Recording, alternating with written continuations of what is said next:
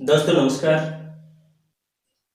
हमारी जो बातचीत चल रही थी वो बात चल रही थी क्रिया के बारे में। और दोस्तों क्रिया के बारे में जो बातचीत हो रही थी उसमें हमने बात कर ली थी कर्म के आधार पर क्रिया के भेद। कर्म के आधार पर क्रिया के भेद और कर्म के आधार पर क्रिया के जो भेद हमने पढ़े थे उनमें दो चीजें पढ़ी थी, यानी कि एक था सकर्मक और दूसरा अकर्मक। इनके बारे में हमारी बातचीत जो है वो पिछले वाले वीडियो में हो गई। आज हम जो बात कर रहे हैं और वो क्रिया के बारे में ही पढ़ रहे हैं, लेकिन क्रिया के बारे में जो दूसरा जो भेद है और दूसरा भेद किस आधार पर, यानी कि रचना के आधार पर। रचना या फिर संरचना के आधार पर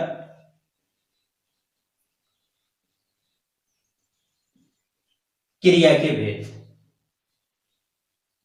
क्रिया के भेद, इनके बारे में अपनी बातचीत चल रही है। यानी आज जो बात करेंगे ना हम वो इस आधार पर करेंगे, रचना या संरचना के आधार पर क्रिया के भेद। तो इसमें जो मूल जो बातें हैं, यूं तो अपनी पहले भी बातचीत हो गई, लेकिन आप लोगों को मैं थोड़ा और याद दिलवा दूं कि इसमें जो भेद हैं वो इस प्रकार से हैं, जैसे सरल या फिर साधारण, या यूं कहें मूल क्रिया। एक बात तो ये है, यानी कि सरल, साधारण, सामान्य या मूल क्रिया। दूसरी जो बात आ रही है वो है इसमें पूर्वकालिक क्रिया। आगे वाली जो बात आ रही है वो है संयुक्त क्रिया। उसी क्रम में जो बात है वो बात अपनी आ रही है, जैसे कि आगे जो बात, यानी कि नाम धातु क्रिया की बात करें अपन, नाम धातु क्रिया। उसी तरह से उसी क्रम में जो अपनी बात है, और वो बात आ गई सहायक क्रिया। सहायक क्रिया। और उसी तरह से जो बात है अपनी आगे वो आ जाती है अनुकरणात्मक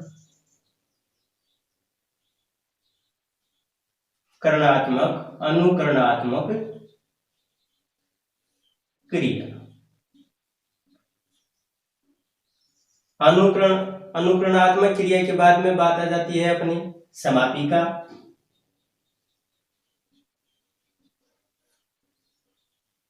समापिका क्रिया। उसी तरह से बात आती है अपनी जैसे कृदंत क्रिया की। कृदंत क्रिया। कृदंत क्रिया कहने का मतलब सरल, साधारण या सामान्य या मूल क्रिया। उसी तरह से पूर्वकालिक क्रिया, और पूर्वकालिक क्रिया के बाद में जैसे कि संयुक्त क्रिया। फिर बात आ गई जैसे प्रेरणार्थक क्रिया, हाँ, नाम धातु क्रिया, सहायक क्रिया, अनुकरणात्मक क्रिया, समापिका क्रिया, कृदंत क्रिया, प्रेरणार्थक क्रिया। प्रेरणार्थक क्रिया यानी प्रेरणार्थक क्रिया। उसके बाद में बात आती है सजातीय क्रिया।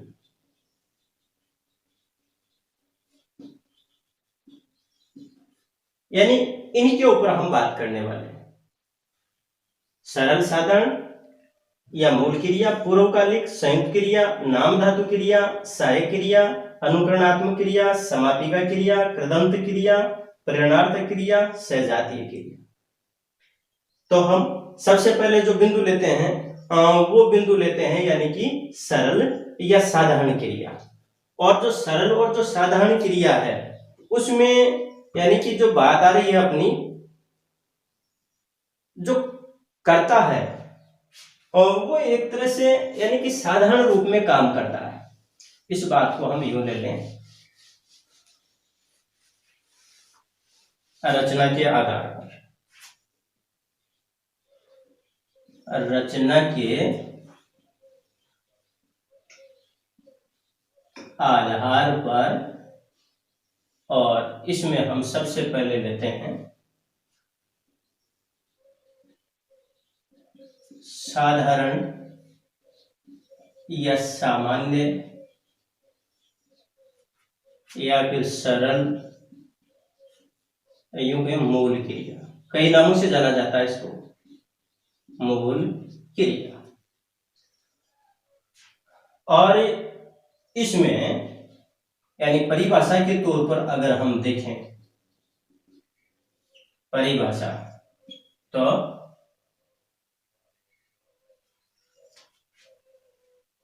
जब कर्ता सामान्य रूप से कार्य अर्थात क्रिया करता है,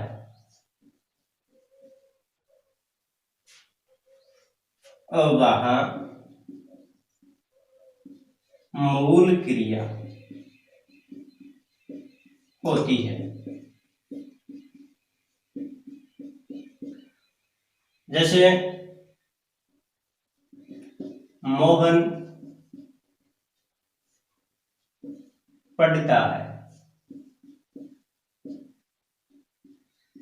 राधा नाचती है, रोहित खेलता है।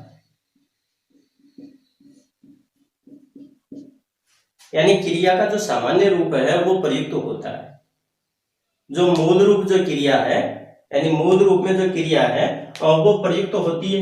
अब जैसे यहाँ पर पढ़ना यानी पढ़ता है, नाचना नाचती है, खेलना खेलती है, या यूं कहें पढ़ नाच खेल, ये जो मूल जो क्रियाएं हैं वो प्रयुक्त हुई हैं। इसलिए यहाँ पर क्या कहते हैं, इसे साधारण या फिर सामान्य क्रिया की बात आती है, अर्थात जो मूल क्रिया है उसकी बात आती है।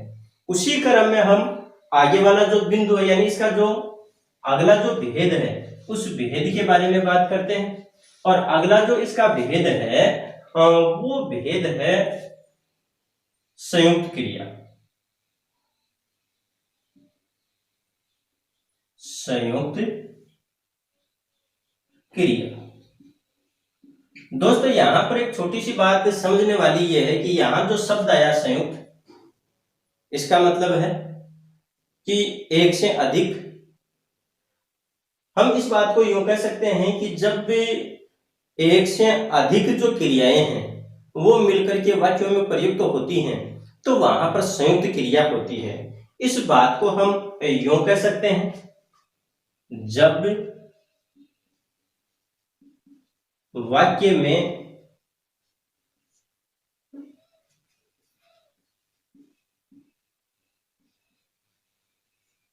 एक से अधिक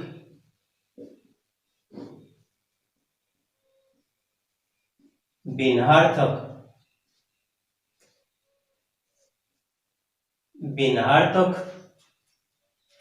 क्रियाएं प्रयुक्त होती हैं,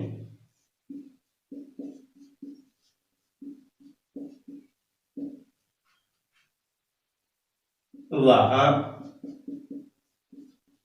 संयुक्त क्रिया होती है।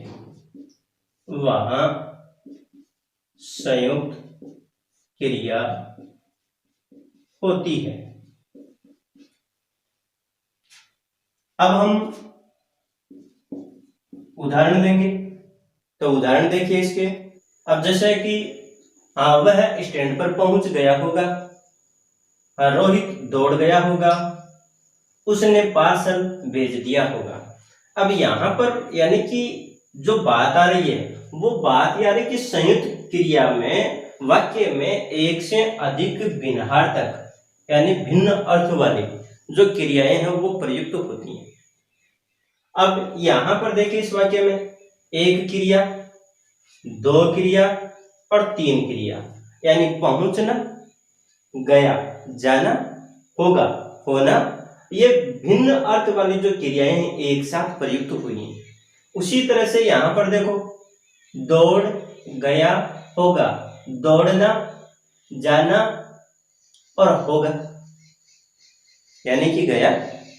और फिर यहां पर देखिए भेज और दिया, तो भेजना और उसे देना या फिर जाना। इस रूप में इन क्रियाओं का प्रयोग हुआ। कहने का मतलब है कि अलग अलग अर्थ वाली क्रियाएं जब वाक्य में एक साथ प्रयुक्त होती हैं और वो एक से अधिक बार, दो से अधिक बार जब वो प्रयुक्त होती हैं, तो ऐसी स्थिति में कौन सी क्रिया होगी? वहां पर संयुक्त क्रिया होगी। इस बात में अपने को ध्यान इतना ही रखना है कि वाक्य में क्रियाएं कितनी हैं। अगर एक से अधिक क्रिया हैं, इसका मतलब यह है कि वहां पर कौन सी क्रिया होगी? संयुक्त क्रिया। एक से अधिक का मतलब भी यह है कि वो अलग अलग प्रकार की क्रिया जिनमें अगर स्वतंत्र रूप में वो काम करते हैं, तो यानी कि वो जो क्रिया वो अलग ही कार्य होगा उसका। अब ये भेजने की बात आई, देने की बात आ गई, दौड़ने की बात आ गई, जाने की या गए की बात आ गई, और जैसे होने की बात आ गई। तो इस प्रकार से यानी कि वो सब अलग अलग जो क्रियाएं एक साथ प्रयुक्त हो जाती हैं, तो वहां पर संयुक्त क्रिया होती है। उसी क्रम में जो इसका भेद है, हम आगे वाला जो भेद है वो लेते हैं। और आगे वाला जो इसका भेद है, जिसके आधार पर यानी कि रचना के आधार पर जो बात है उसकी बात कर रहे हैं हम। आगे वाला भेद इसमें देखिए पूर्वकालिक क्रिया, पूर्वकालिक क्रिया। और ध्यान रखिए इस पर बहुत बार प्रश्न पूछा जाता है। जो अपनी प्रतियोगी जो परीक्षाएं हैं, विभिन्न जितने भी जो कंपटीशन की जितनी भी जो एग्जाम हैं, उन सभी एग्जाम में यानी कि इस पर प्रश्न निश्चित रूप से पूछा जाता है। तो पूर्वकालिक जो क्रिया है इसको अपने को विशेष रूप से ध्यान रखना है। और इसको इस रूप में स्पष्ट कर सकते हैं कि जब वाक्य में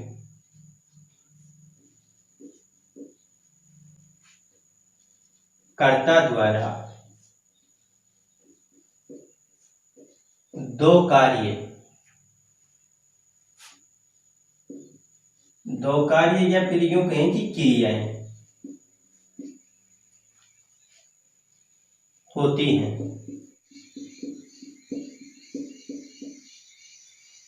और उनमें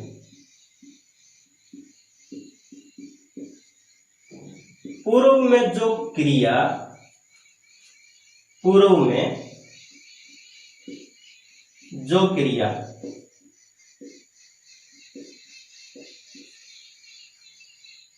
संपन्न होती है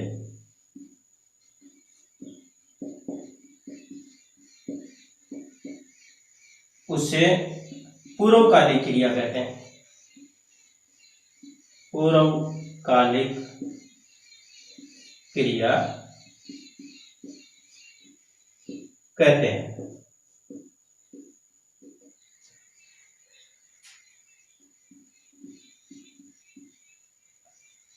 उदाहरण के तौर पर इसमें हम ले लेंगे कमल खाना खाकर सो गया।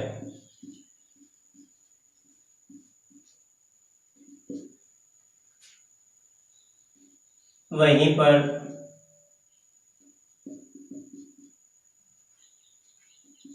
प्रेम अखबार पढ़कर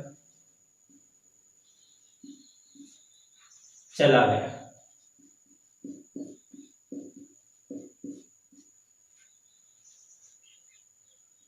उसी तरह से हम देखें वह उठकर बैठ गया।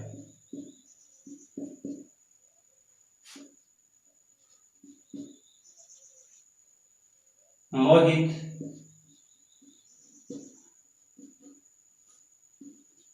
नहाकर चला गया। यानी कि कमल खाना खाकर सो गया, प्रेम अखबार पढ़कर चला गया, वह उठकर बैठ गया, मोहित नहाकर चला गया। अब इन सभी वाक्यों में दो काम हुए और दो काम कौन से हुए? पहली बात, कमल ने क्या किया? खाना खाया। खाना खाने के बाद क्या किया? सो गया। प्रेम है, पहला काम क्या किया? अखबार पढ़ा और अखबार पढ़ करके चला गया। वह पहले क्या किया? उसने उठा और उठ करके फिर क्या किया? बैठ गया। मोहित ने पहला काम किया नहाने का, उसके बाद क्या किया? चला। यानी कि दो कार्य हुए। अब दो कार्यों में क्या है कि पहला काम कौन सा हुआ? जैसे कमल ने सबसे पहले क्या किया? खाना खाया। यहां पर प्रेम ने पहला काम किया यानी कि पढ़ा, अखबार पढ़ा। यहां पर वह है पहले क्या किया? उठा। और मोहित है जैसे इसने पहला काम क्या किया? नहाया। पहला काम कौन सा संपन्न हुआ? इसमें खाने का, इसमें पढ़ने का, इसमें उठने का, इसमें नहाने का। कहने का मतलब है कि जो काम पहले संपन्न होता है, जो क्रिया पहले संपन्न होती है वो पूर्वकालिक क्रिया होती है। अर्थात यहाँ पर खाने का, पढ़ने का, उठने का, नहाने का जो कार्य है वो पहले संपन्न हुआ, इसलिए पूर्वकालिक क्रिया इसे कहेंगे हम। हमेशा ध्यान रखना, यानी कि जो भी पूर्वकालिक जो क्रिया होती है उस पूर्वकालिक क्रिया में कर जो शब्द है वो लगा होता है। ये इसकी एक तरह से पहचान है। हमेशा याद रखिएगा कि जब भी वाक्य में दो क्रियाएं आई हैं और या दो कार्य हो रहे हैं, दो क्रियाएं हो रही हैं और उनमें पहली जो क्रिया उसमें अगर कर लगा है, इसका मतलब यह है कि वो पूर्वकालिक क्रिया है। ये बात हुई अपनी किसके बारे में? पूर्वकालिक क्रिया के बारे में। आगे जो हम बात करेंगे वो बात करेंगे प्रेरणार्थक क्रिया के बारे में। आगे वाली जो बात है अपनी वो बात होगी प्रेरणार्थक क्रिया के बारे में। तो देखिएगा, प्रेरणार्थक क्रिया।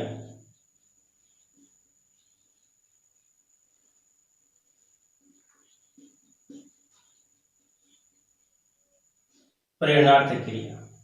अब प्रेरणार्थक जो क्रिया है यहां पर देखिए, जैसे प्रेरणार्थक, प्रेरणा जोड़ अर्थक, यानी कि एक तरह से प्रेरणा का अर्थ देती है। वो कोई भी जो कार्य हो रहा है वो प्रेरणा के कारण हो रहा है, सीधे ना होकर के किसी न किसी की प्रेरणा मिल रही है। ये बात यहां पर आती है। अब इसकी परिभाषा अगर हम लिखें तो ये लिखें कि जब कर्ता स्वयं कार्य न करके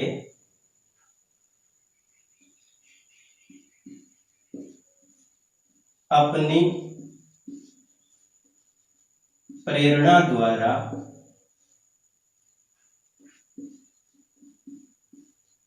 दूसरे से कार्य करवाता है,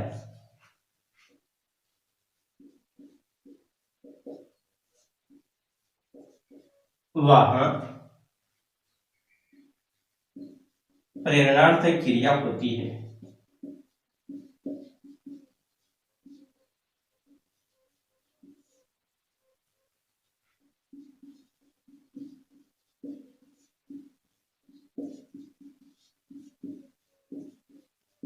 बात क्या है कि जब कर्ता स्वयं कार्य न करके अपनी प्रेरणा द्वारा दूसरे से कार्य करवाता है, वहां पर प्रेरणार्थक क्रिया होती है।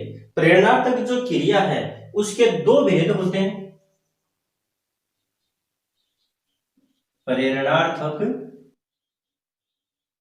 जो क्रिया है उसके दो भेद हैं, और दो भेदों में कौन कौन से? एक तो है प्रथम प्रेरणार्थक,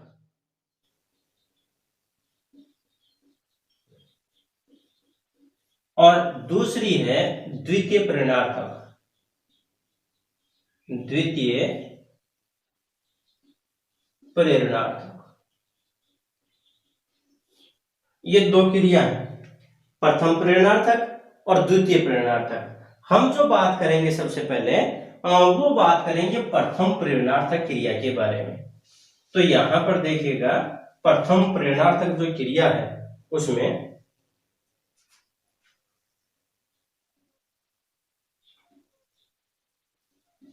प्रथम प्रेरणार्थक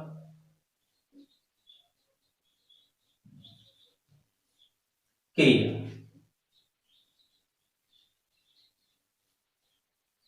और प्रथम प्रेरणार्थक क्रिया में बात आ जाती है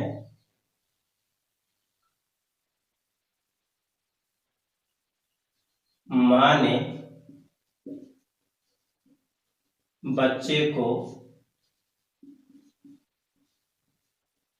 दूध पिलाया।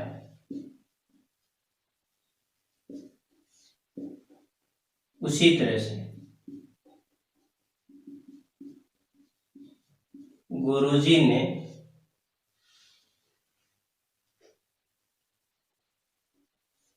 बच्चों को पाठ पढ़ाया।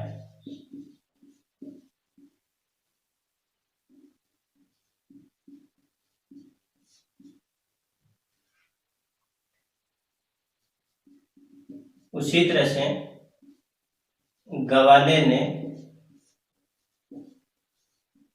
बकरी को बगाया।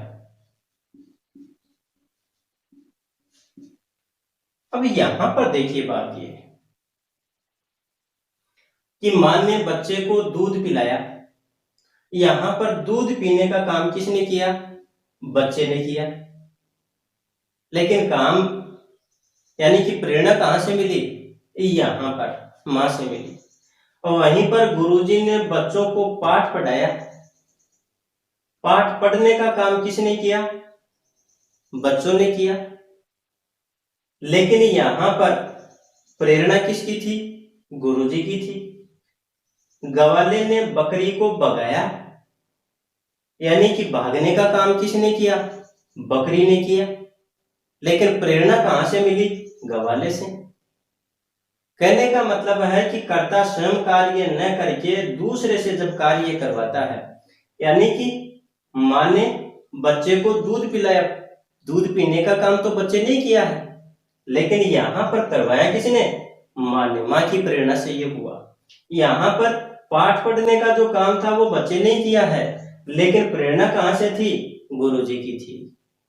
वहीं पर भागने का जो कार्य बकरी का था, लेकिन प्रेरणा किसके कहां से मिली? गवाले से मिली। कहने का मतलब है कि कर्ता स्वयं कार्य न करके जब दूसरे से कार्य करवाता है तो वहां पर प्रथम प्रेरणार्थक क्रिया, या यूं कहें प्रेरणार्थक क्रिया होती है। उसी क्रम में हम जो बात करेंगे वो है यानी कि द्वितीय प्रेरणार्थक क्रिया। अब द्वितीय जो प्रेरणार्थक क्रिया है इसमें देखिए,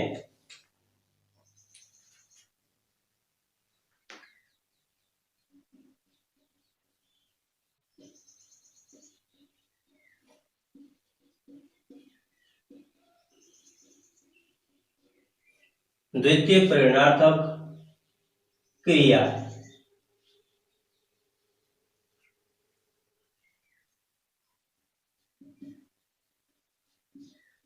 हम इसमें उदाहरण ले रहे हैं।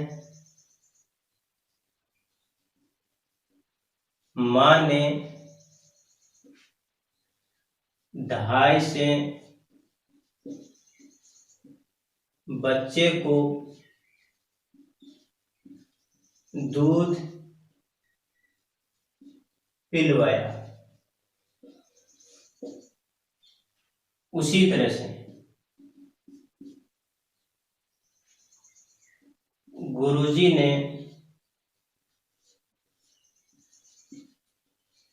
बच्चे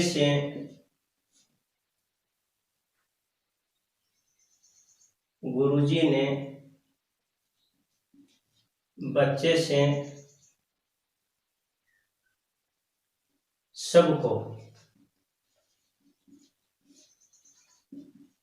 पानी पिलवाया।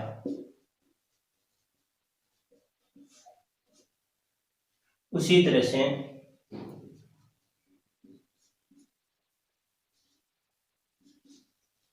राधा ने नौकर से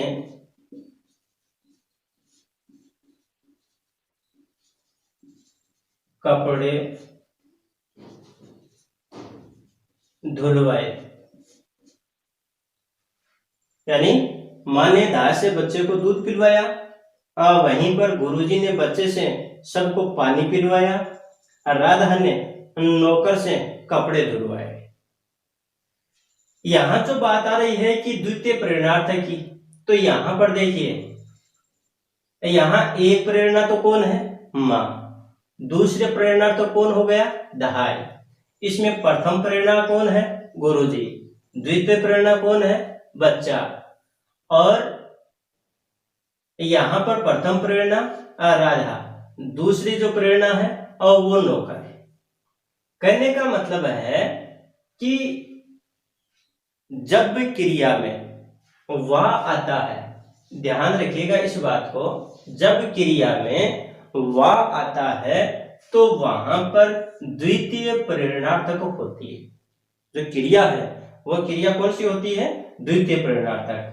ये एक तरह से पहचान है कि जब भी क्रिया के भीतर यानी कि वास आ जाए तो इसका मतलब है कि वो द्वितीय प्रेरणार्थक क्रिया है। तो ये बात हुई दोस्तों यहां पर प्रेरणार्थक क्रिया की। आज जो हमने बात की, यानी कि जैसे कि सामान्य या मूल क्रिया की बात आई, संयुक्त क्रिया की बात आ गई, पूर्वकालिक क्रिया की बात आ गई, प्रेरणार्थक क्रिया की बात आ गई। यानी कि ये सभी जो क्रियाएं हैं वो प्रतियोगी परीक्षा की दृष्टि से बहुत ज्यादा महत्वपूर्ण है। इनमें से प्रश्न भी पूछे जाते हैं, तो इसलिए हमें इनको बहुत अच्छे ढंग से तैयार करना है। और अब हम जो शेष जो क्रियाएं हैं वो आगे वाले वीडियो में लेकर के आएंगे। तब तक के लिए नमस्कार, धन्यवाद।